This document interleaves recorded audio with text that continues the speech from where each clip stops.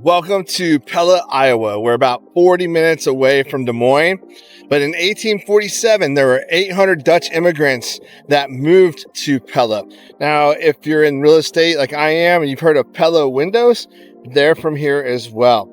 But this city is known as Tulip City. And apparently, during the bloom of tulips, there's tulips all over the place here. But we're going to go check out this town. And it's a little quick pit stop from our way to go into the Field of Dreams movie site. So let's go check out Pella, Iowa.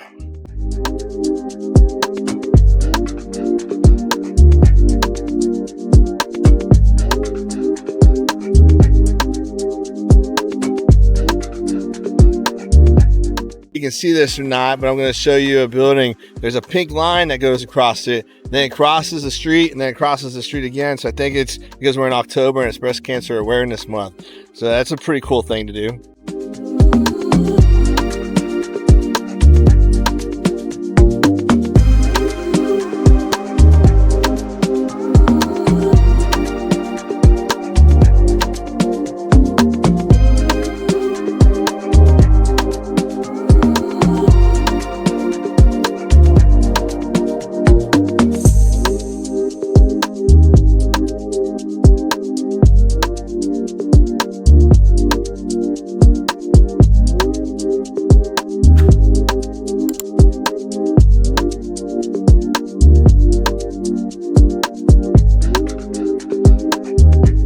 That if you've ever been to Amsterdam, you'll see the blue and white on everything. That's like their thing, and it's pretty cool to see it into the building.